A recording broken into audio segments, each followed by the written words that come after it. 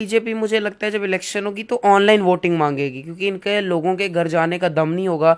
जब जाएंगे तो लोगों ने इनसे सवाल पूछ के मुंह पे दरवाजे बंद। अब गांधीनगर ही जाओ, गांधीनगर जम्मू में कहीं जाओ, एक ही प्लेट मिलती है, रमन भल्ला जी, रमन भल्ला जी, रमन भल्ला जी। यही हमारी पब्लिसिटी होती है। हमने काम इतना किया है, कोई बंदा कहाँ भी जाता है वो तो हमारी फ्री में पब्लिसिटी होती है। बीजेपी के नेता दिन में 1000 इंटरव्यू देते हैं, वो पब्लिसिटी नहीं कर पाते क्योंकि लोग सुनते नहीं हैं। जम्मू में G20 आता तो अंतर्राष्ट्रीय स्तर पे बीजेपी की बेइज्जती होती, यूएन के अंदर चर्चे होते हैं इन्होंने क्या हालत की है जम्मू के अंदर, जो वादे किए थे, सुसाइड रेट कितना हो गया, गरीबी का रेट कितना हो गया। तो जानबूझ के अपनी बेइज्जती ना हो इसलिए जम्मू के अंदर लेकर नहीं आए, ले में ले गए, उन इलाकों में ले गए जहाँ कांग्रेस पार्टी ने 70 साल अपना गठबंधन से राज करके चीज़ें ली। बीजेपी के वर्करों के सामने कविंदर गुप्ता जी मुर्दाबाद के नारे लग गए। अगर वर्कर जो होता है अपने लीडर के लिए जान तक दे सकता है, आज हमारे पिता हैं, हमारे पिता पे कोई एक बात भी नहीं बोलते कोई प्रोग्राम में, क्योंकि हमारे वर्कर जान देने को तैयार हैं पापा के लिए, मतलब पार्टी के लिए। अगर आप बताओ एक नेता का पार्टी के सामने मुर्दाबाद का नारा लग रहा है, प्रदेश अध्यक्ष सामने, इतने बड़े बड़े लोगों के, यूथ मोर्चा के प्रेसिडेंट के सामने।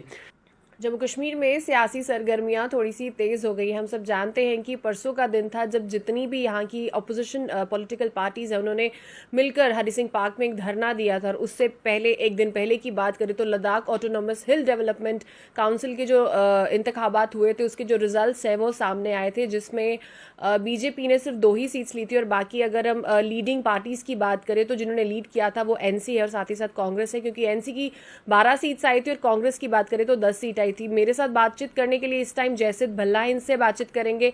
जय, आपको क्या लगता है कि काउंटडाउन जो है बीजेपी का जम्मू कश्मीर में वो स्टार्ट हो गया है? देखिए, डाउनफॉल तो इनका पहले से ही स्टार्ट हो चुका है। कांग्रेस पार्टी को 70 साल लगे नीचे गिरने में, वीक होने में, उनको 70 साल लगे। और बीजेपी की जो नीतियां हैं वो तो 7 साल में ही इनको सेटबैक पे सेटबैक मिलते जा रहे हैं जम्मू कश्मीर में। तभी तो चुनाव कराने से ये लोग डर रहे हैं। 2014 में विधानसभा का चुनाव हुआ, उसके बाद कोई चुनाव ही नहीं हुआ। मध्य प्रदेश जैसी जगह 3 बार चुनाव हो चुके हैं, कर्नाटक जैसी जगह 3 बार चुनाव हो चुके हैं।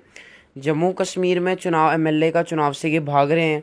G20 करा लेते हैं कह के कि यहाँ पे हालात अच्छे हैं, पर जब एमएलए की बात आती है तो कहते हैं हालात अच्छे नहीं हैं।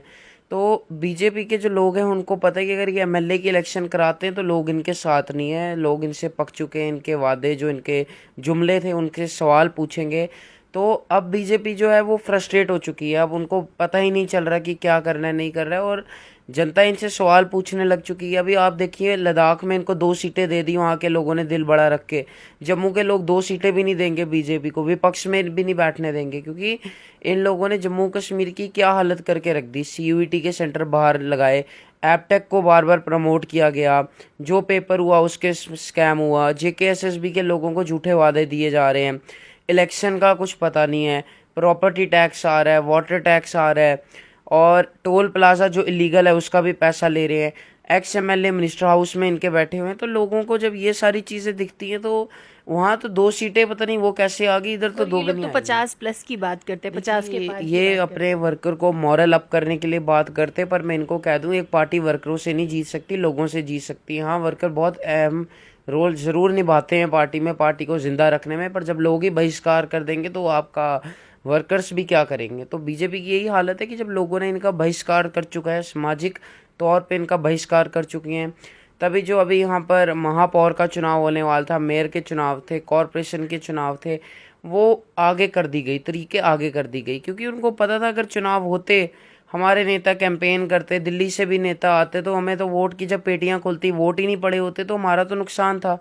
अभी भी मोदी जी को लाने की बात चल रही है कि मोदी जी आएंगे। हाँ, कहा जा रहा है कि बहुत बड़े बड़े लीडर्स जो आ रहे हैं, राजनाथ जी आ रहे हैं, साथ ही यूनियन मिनिस्टर आ रहे हैं, JP नड्डा साहब आ रहे हैं, प्रधानमंत्री जी आ रहे हैं। तो आपको लग रहा है कि ये बड़े बड़े जो लीडर्स आ रहे हैं इनसे कोई इम्पैक्ट जो है जम्मू कश्मीर की जनता आज पे भी कोई पड़ेगा? बड़े नेता आए हैं, शायद से प्रेसिडेंट का जितना हमने सुना, या कोई ऐसे बड़े नेता आए हैं। प्रेसिडेंट जी। तो बीजेपी के लोग जो हैं वो फ्रस्ट्रेट हो चुके हैं, और ज़मीन की जो इनकी जो पाँव की ज़मीन है वो हिल चुकी है। अब इन लोगों को ये लगता है कि हम बाहर से मोदी जी को ले आएंगे, अमित शाह जी को लेके आएंगे, बड़े बड़े दिग्गज नेताओं को ले आएंगे तो लोग हमें वोट दे देंगे। पर नहीं, लोगों ने एक बार गलती कर दी। अब जैसे एक भिक्षु इस चीज़ पे भिक्षा मांगता है अल्लाह के नाम पे, तो भगवान ये मोदी जी के नाम पे वोट मांगते थे। लोगों ने एक बार इनको वोट दे दिया, पर जब इन्होंने देखा कि ये कहते थे विकास करेंगे, तो इन्होंने कहा हमने ये तो कहा विकास करेंगे पर अपना करेंगे, आपका करेंगे ये थोड़ी बोला था। तो लोगों ने जब इनके जुमले देख लिए, लोग इनसे गुस्सा आ चुके हैं, तो अब ये इनको ये लगता है कि हम बड़े बड़े नेता ही ले आए कि लोग मतलब हमारे जो को। इन्होंने विकास का नारा दिया वो इनकम्प्लीट फ्रेज जो है वो वो दे। इन्होंने अपना विकास किया है, इन्होंने विकास बहुत अच्छा किया है, पर इन्होंने अपना विकास बहुत अच्छा किया, लोगों का विकास इन्होंने कुछ नहीं किया। एक्स एमएलए इनका मिनिस्टर हाउस अभी भी लेके बैठे हुए हैं, किसी से कोई बात पूछो, कोई ऐसे इशारे करते हैं इंटरव्यू बंद कर दो, कोई मीडिया का ऐसे इंटरव्यू फेंकता है, कोई कहता है मैंने ये चीज़ नहीं बोली, मैं खेद मांगता हूँ। तो इनके नेताओं की वर्डिंग्स को इनको खुद नहीं समझ आता ये कब क्या बोल जाते हैं, क्योंकि लोग इनसे इतना पक चुके हैं। जहाँ जाते हैं लोग प्रोटेस्ट करते हैं, मुर्दाबाद के नारे से शुरुआत होती है इनके प्रोग्राम में। इनका खुद का प्रोग्राम था बीजेपी का, जब गांधीनगर में गांधी ने हरि सिंह जी के स्टैचू है, बीजेपी के वर्करों के सामने कविंदर गुप्ता जी मुर्दाबाद के नारे लग गए। अगर वर्कर जो होता है अपने लीडर के लिए जान तक दे सकता है, आज हमारे पिता हैं, हमारे पिता पे कोई एक बात भी नहीं बोलते कोई प्रोग्राम में, क्योंकि हमारे वर्कर जान देने को तैयार हैं पापा के लिए, मतलब पार्टी के लिए। अगर आप बताओ एक नेता का पार्टी के सामने मुर्दाबाद का नारा लग रहा है, प्रदेश अध्यक्ष सामने, इतने बड़े बड़े लोगों के, यूथ मोर्चा के प्रेसिडेंट के सामने, तो मेरे को एक चीज का समझ नहीं आया तो कि ये कोई ये चीज बता दे कि आपकी इमेज क्या है लोगों के आपका बीच में। आपका बीजेपी का लीडर ही उनको पसंद नहीं करता, और उसके बावजूद ये सेम चीज कांग्रेस की हुई होती तो हो सकता है कांग्रेस का बंदा कोई भी होता आगे वर्कर एक ना एक जाके लड़ता कि आप कैसे बोल रहे हो नेता के लिए। बीजेपी का एक नेता भी आगे लड़ना ही नहीं गया, क्यों? क्योंकि उनके नेता खुद इनसे जो है नाराज है। इनके नेता खुद इनके बीजेपी के अंदर ऐसी लड़ाई है, लोग रविंदर रैना जी को पसंद नहीं करते हैं, मुंह पे जाके फोटो खिंचाते हैं, पीठ पीछे जाके 100 चीजें बोलते हैं। तो इनका जो है वो ड्यूअल फेस हो चुका है। आप रविंदर रैना जी की बात करें, वो तो अपने आप को पहले ही डिक्लेयर कर चुके हैं जम्मू कश्मीर का सीएम। देखिए वो अपने आप को हर दिन वो कुछ ना कुछ नई चीज़ें लेकर आते हैं, और पिछले 10 साल से वो कोई ना कोई न्यू स्टेटमेंट के साथ आते हुए हमें दिखते हैं। और इसीलिए आते हुए दिखते हैं क्योंकि 10 साल में इसलिए आते हुए दिखते हैं क्योंकि उनको पता है लोगों ने उनको सीरियसली लेना बंद कर दिया हुआ है। कोई भी स्कैम हो उसमें उनका नाम आ जाता है।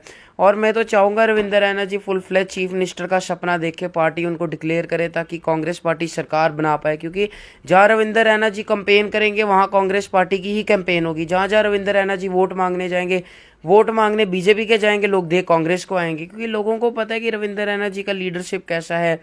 और क्या वो चीफ मिनिस्टर आप छोड़िए, उनको 3 साल एमएलए बना दिया तो जम्मू कश्मीर की ये हालत कर दी। लोगों को जम्मू छोड़ बाहर जाके नौकरी करने पे विवर्स कर दिया, सेंटर बाहर बना दिए, सब कुछ। अगर ये सीएम तो चलो बनना ही नहीं, जो चीज़ बनना ही नहीं वो तो उस पर बोलना भी वेस्ट है, क्योंकि वो चीज़ तब होती है कि कोई संभवता हो। तो इनको एक बार एमएलए बनाइए, तो एमएलए का इलेक्शन भी नहीं जीत सकते इस बार, चाहे कॉन्स्टिट्यूंसी कोई भी रखें, गांधीनगर से लड़े, सतवाल, कोई भी इलेक्शन लड़े, बहुत एंटी इनके इनकम्बेंसी हो चुकी है। प्रोग्राम कराते हैं, 50 बंदा जुड़ता है, 60, इतनी तो कैपेसिटी हम ही, मैं ही अगर प्रोटेस्ट करता हूँ 60-70 बंदा हम प्रोटेस्ट में ले आते हैं। जब वहाँ हरी सिंह जी के वहाँ किया, रविंदर रैना जी 100 से ऊपर भीड़ ला नहीं पाते। ये तो ये बोल रहे हैं इस टाइम, तो क्लेम ये किए जा रहे हैं कि इस बार तो जम्मू तो क्या कश्मीर में भी कमल का फूल। देखिए कश्मीर आप बात की बात रही, लोग कहते हैं अब की बार लखनपुर पार, मैं कहता हूँ अब की बार कन्याकुमारी पार, इनको कन्याकुमारी से भी लोग बाहर फेंक के दिखाएंगे। जम्मू कश्मीर तो चलो बात की बात है, देश का तो इन्होंने बेड़ा गर्क किया ही किया। कश्मीर वालों को तो इनकी पहले ही ऐसी इनका हालात पता है, जम्मू वालों को भी हालात पता है। वरना आप बताओ जब G20 कश्मीर के उन इलाकों में ले गए, पुलिस से पूरी घेराबंदी रख के लोगों को बाहर नहीं आने दिया, तो जम्मू में क्यों नहीं लेके आए? क्योंकि पता था जम्मू में G20 आता तो अंतर्राष्ट्रीय स्तर पे बीजेपी की बेइज्जती होती, यूएन के अंदर चर्चे होते हैं इन्होंने क्या हालत की है जम्मू के अंदर, जो वादे किए थे, सुसाइड रेट कितना हो गया, गरीबी का रेट कितना हो गया।